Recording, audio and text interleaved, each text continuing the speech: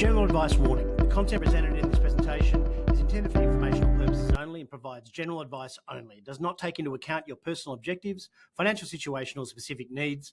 This information should not be the sole resource when making investment decisions. We strongly recommend you seek the advice of a financial professional. Hello everyone and welcome to this week's episode of Bulls vs. Bears Global Alpha Edition. I'm your host, Judell, and I'm with your co-host, Richard Nader. How you going, Richard? Good afternoon, everyone. I hope everyone had a good long weekend on Australia Day. Yeah, likewise. Look, we're just going to head straight into earnings this week. We are in full swing of earnings season. The year has definitely started. But yeah, we're just going to kick things off. What's going on, Richard? The usual start with a bang in the US, straight into earnings after the break, which I think is, look, it's really good for markets, I'd say, because you kind of, doesn't matter what's happening. If there's good reports coming out, business is going to result quite well. So last week was a bit lighter compared to what we're going to be looking at forwards this week. But really for us at MPC, there was only really three companies we were looking at closely. Obviously, we want to be aware of what Johnson & Johnson and Halliburton and, oil medical names are doing. But in terms of what we were looking at as potential recommendations, we had Netflix, Intel, and Intuitive Surgical. Intuitive Surgical's on our high conviction watch list. We're pretty bullish on it, but it is very determinant on the medical space in America, sort of returning to normal to really see the full growth potential, particularly with, the policies that are coming into play that are really playing with the outcomes on the medical space. Right. So look, they were really good results, according to the reviews that I read, and they have given really strong guidance. So in light of that, I think that the medical space, it hasn't moved out of that sort of downward pressure, but it has a bit of breathing room where from what it had, 6 months ago when there was a lot of question marks around what was, Kennedy going to do. Is there any going to be drastic changes coming into play and things like that? Right. I do believe Trump did cut some funding, or there's some news around that. So there was a bit of downward pressure on the industry as a whole, but obviously Intuitive had some pretty strong results. So we'll talk about it a bit later, but UnitedHealth had a bit of negativity come out from Trump, and I think that's going to impact them as a whole, even though they're generally the leader in the medical space. For me, I think, your best plays are going to be your growth companies in that sector for when that, the downward pressure is removed.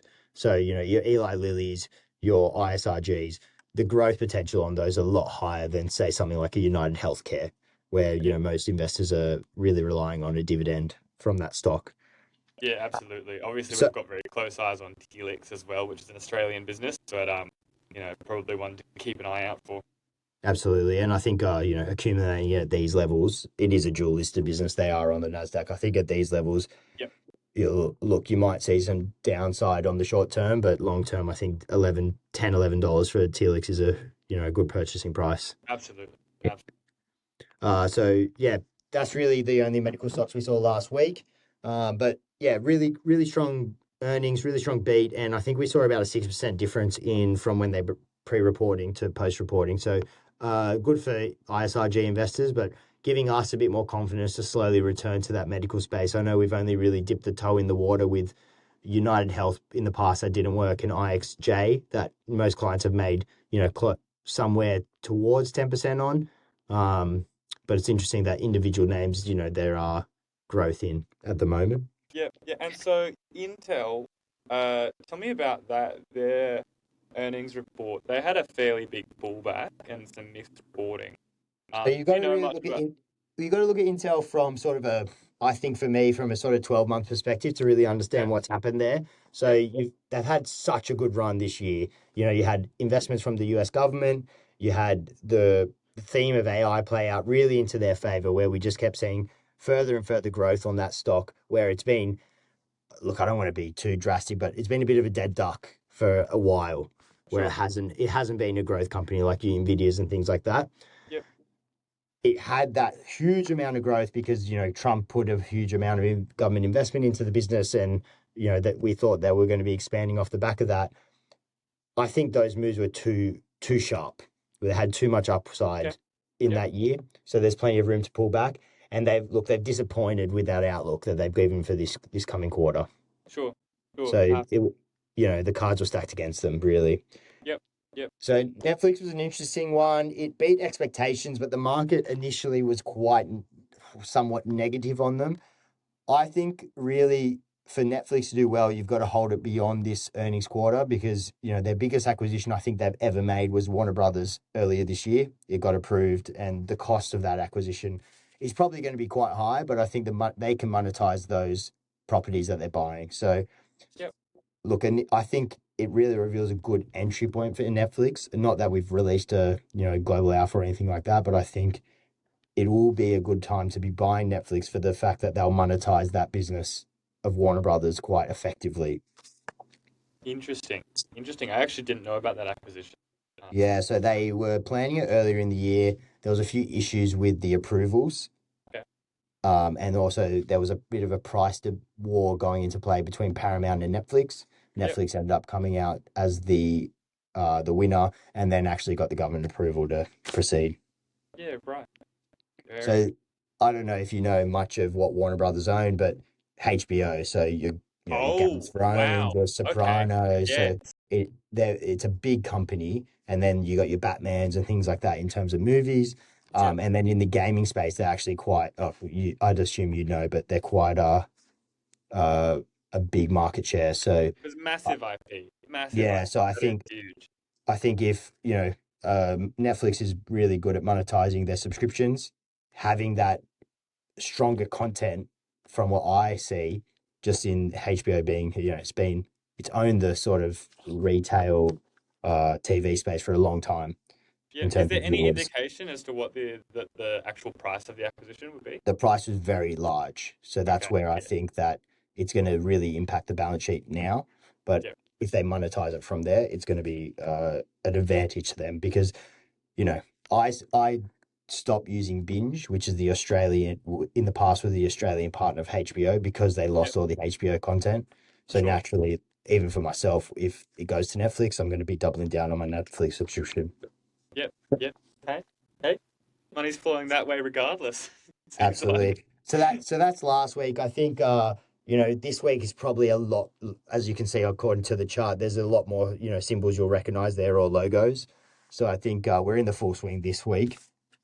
So looking into that, you got UnitedHealth coming up, as I mentioned. I think that's going to have quite a bad result, just for the fact that it's had the negativity announcement from Trump. And I just don't think that space has had the time to do well. No, it's not of season, right? Yeah. The healthcare industry hasn't been showing a lot of love. Yeah. And so of course, rightfully so, Yeah. So I think, as we said, there's your ISRGs, your Eli Lillys, they can do well. But when we're talking about the medical space as a whole being affected, someone like UnitedHealth, that's really down, it's an insurance provider. So if the healthcare space is affected as a whole, they're going to be the first to really feel that, I'd say. Yeah. So moving a bit more into Tuesday, we got Northrop Grumman, which is one of our recommendations, along with RTX. So we've been really big on the defense space at the moment. Hasn't changed, even though there has been some sort of political developments in the world in the last couple of weeks. We still think that the amount of commitments on spending on military will easily reach these companies as a whole. So RTX, Northrop, Boeing, we're pretty confident on those earnings. Boeing probably the less of the three for us. Sure. I mean, I think the military side of that business is fairly small. Yeah. Compared. And the problem is that you're exposed to the retail commercial side, which is, it comes in ebbs and flows, I'd say. Yes. Absolutely. So another one that we haven't actually recommended, but I'm always interested in, and is in one of the ETFs that we're holding, which is the semi ETF, is Texas Instruments. So it's one of the older semiconductor companies in America. It's well established. It's more on the analog side of the semiconductors that it creates, and it was always one of the better analog semiconductor creators. I still am very interested in them because of that. We saw Micron Technology earlier this year, a very established company that people really didn't see a lot of growth prospects in. really explode with the growth of AI and the demand for chips and things like that. So I think some of these companies like Texas Instruments, Micron, all those sort of laggards, I think have opportunity in, and they have all sort of diversified into the modern, the modern semiconductors and chips and things like that. So that's one that I constantly look at, and we have indirect exposure through the semi ETF. Yeah, and So so where does Texas Instruments and the analog chips that they create, where does that kind of fit into the overall picture? And I so suppose the big well, question is, where there does this fit into the AI kind of I, story? I guess what I mean by that is their initial specialization was analog chips. So Okay, back in the day for TVs, right, microwaves, phones, and things like right. that, they now moved in. They've mastered that, and now they're moving into the digital actual silicon chip Okay. production. So Yeah, so because they're there's such a an bit of a growth story there. yeah, and because they're an established company, they know what they're doing. They've done it before. They're really good at doing the fab and the design and everything like that. I think companies like that, like Micron, can very easily surprise the market. Yep, no, that makes a lot of sense. IBM, another one. A lot of people were sort of forgotten about IBM in the past. I know recently it's had, quite a bit of upside, and it was just because they, at a point in time where they were getting beat up, they pivoted. And that's that story that I'm hoping for, that we can find, these companies that were once market leaders that have found a new area to pivot into and then do quite well. And Cisco's another example of that, where they've moved into sort of the data center space away from the outdated technology that they owned in the past. What I like about IBM is their exposure to um, quantum computing, right? Okay. Yep. Um, Yep.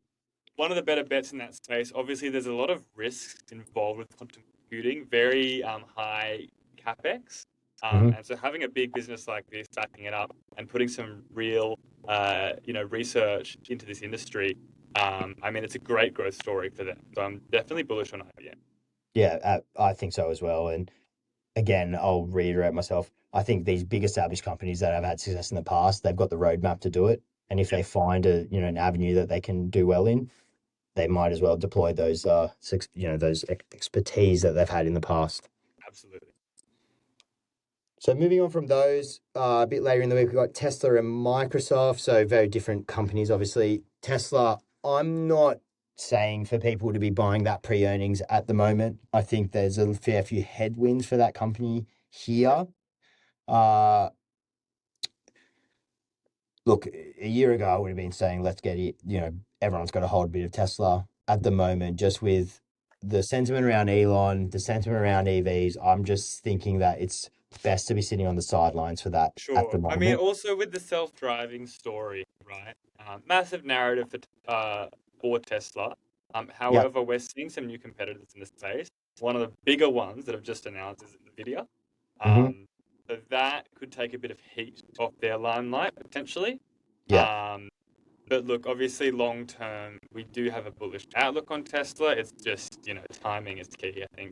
absolutely. But that initial, when Nvidia went into those driverless car systems, I was concerned for Tesla.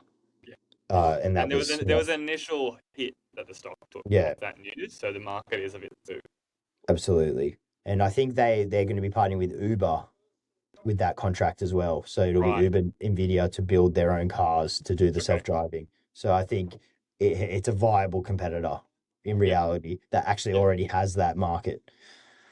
Um, Microsoft, I'm pretty bullish on it. Moving on from Tesla, I think that it's had a pretty bad year in comparison to a lot of the other FANG stocks. But it hasn't had really anything to go against it. The Azure cloud has had a lot of growth in it. They've been quite good at monetizing their AI models, where it's Copilot. They've got a huge investment into OpenAI. That's seen a bit Yep. of growth this year. And look, their enterprise software, everyone would know, everyone's using Word, everyone's using Outlook. So Sure. I don't think those areas are going to be affected very much. And I think it's been beat up unfairly up until now, even though it is one of the main competitors in the AI space. It's got exposure to, all these what we call, the up and coming growth themes.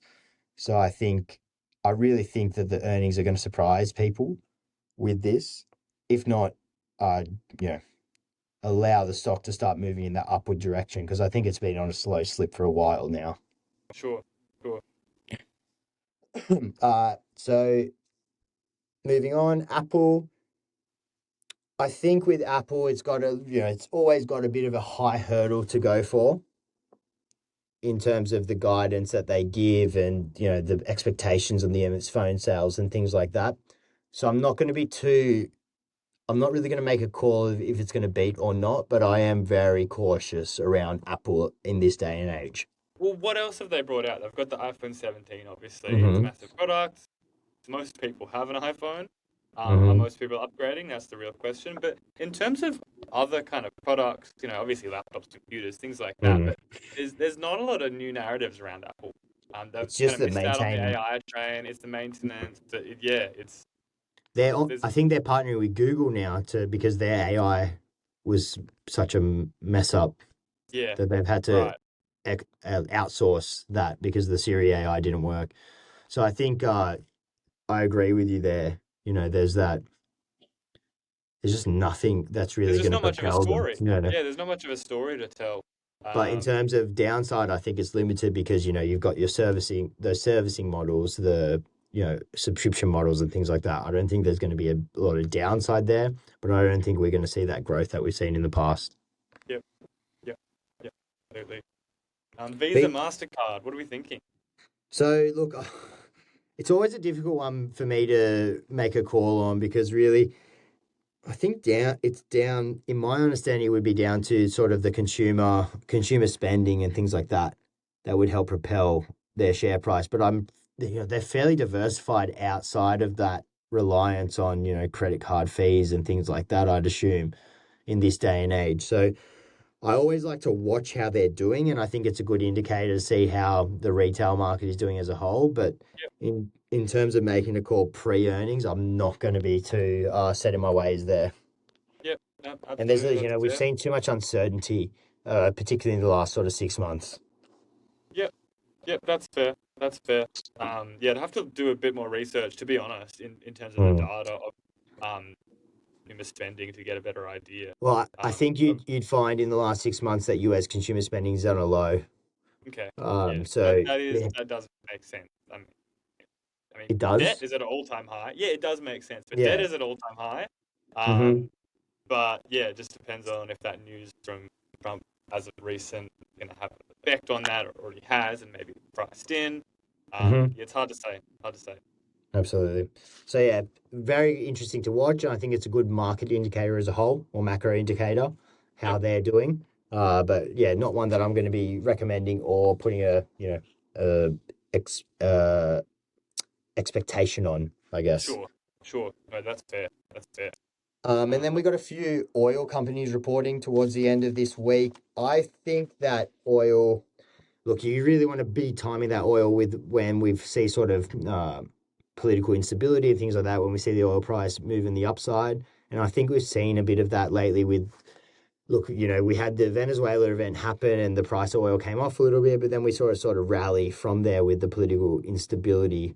And I think it's plateaued a bit now, but it's just interesting to see how some of these oil companies will go. So, there's a few that are reporting this week. You see Exxon's there, Chevron. Chevron's probably my preferred there in that group. And I think Halliburton might have reported the prior week. So Yeah, that was last week. We've got Shell on Thursday as well. yeah. But yeah.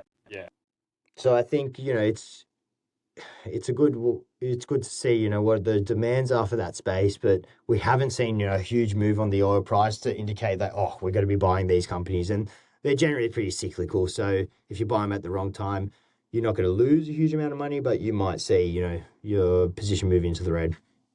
Sure. And I think the expectation in Venezuela, it could go either way. Obviously, it's a long timeline that we could actually see real developments in that country if we do. Yeah. I think that's really important to see, like there is oil there, but to refine it and actually get it into the market, what's the time frame on that, as you just said? 10 And years. Up to so 10 years. that could even propel the price from here where there's an expectation of, an oversupply and then it doesn't happen. Yeah, absolutely. Cool. Well, look, I think that pretty much closes this week for earnings. Absolutely. Other than that, what can I think of? We had some positive job numbers for Australia, which is not going to be great for interest rates. And on Wednesday, we've got CPI, so it'll be interesting to watch that. Other than that, obviously, the Fed is Fedding, which is, there's a lot of expectation in March that there's going to be a new Fed chair and, rates are going to come down. So that's the overall sentiment from a macro point of view. Anything else I should mention, Nader? Anything happening in crypto? Oh, I mean, cryptos looks like it's taking another bit of a hit. It's hard to say which direction it's going to go from here, as for any price movement, right? But I think long term we're bullish. We're obviously bullish. There's a demand for hard assets, and I think people are forgetting that Bitcoin is a hard asset.